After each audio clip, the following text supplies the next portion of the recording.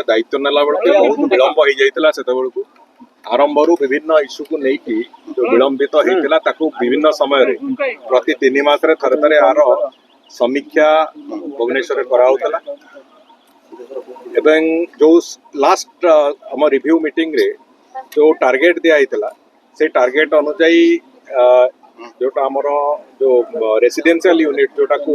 सेपटे हॉस्टल जोटा करा जाउची से रेसिडेंशियल यूनिट ऑलमोस्ट मार्च शेष सुधा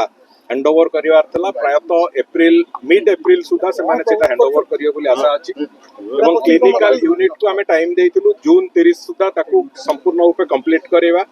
तार भीतर जहाँ अच्छी एमईपी काम सब जाक सारिबा पश्चात सारिबा लिफ्ट टू आरंभ करिकी इलेक्ट्रिसिटी कनेक्शन पर्यंत सब कथा को कंप्लीट करेवा एवं जून 30 सुधा हैंडओवर करने को जो एग्जीक्यूटिंग एजेंसी अच्छी आम टार्गेट देते से दृष्टि जेहतु मार्च मस आसिक है से दृष्टि आम आज गोटे फिजिकल रिव्यू करने को मो सहित भी विभाग प्रमुख शासन सचिव ओबीसीसी एमडी एवं अन्य अफिसर माने समस्ते आसी फिजिकल रिव्यू है क्लिनिकल जो टावर गुड़िक अच्छी tower 1 and tower 4 Etah almost तार सब काम कंप्लीट हवा स्थिति को आसी सारा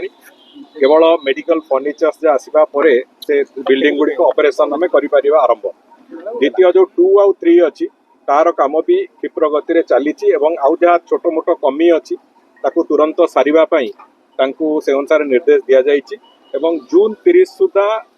प्रायतः 100% हमर विश्वास अच्छी जे आमे ये बिल्डिंग 4टी जाक को कंप्लीट करूँ जहाँ फल कि अत्याधुनिक समस्त प्रकार अत्याधुनिक व्यवस्था सहित मल्टीपल लिफ्ट को आरंभ करी फायर प्रोटेक्शन सब प्रकार फैसिलिटी विभिन्न प्रकार फायर ब्लॉक रे प्रति फ्लोर को विभक्त करवा एवं सब प्रकार मॉडर्न फैसिलिटी जहाँ गोटे कॉर्पोरेट हॉस्पिटल रे थाए ताकू संपूर्ण रूपे एटी करबा पई जहाँ जहाँ प्रक्रिया से प्रक्रिया को एटी इंस्टॉल करा होची तेणुक कौन प्रकार जो रोगी सेवा दृष्टि कौन प्रकार जमी व्याहत कि व्याघात न हुए से सब कथा को रखिकी एटा करा होची तेणुक मु भावुची जून 30 पर आम ये बिल्डिंग को ऑपरेशनल करिवार जो प्रक्रिया से प्रक्रिया निश्चित भाव में सारी पारिबो। सर एससीबी मेडिकल रे वर्तमान जो परिस्थिति है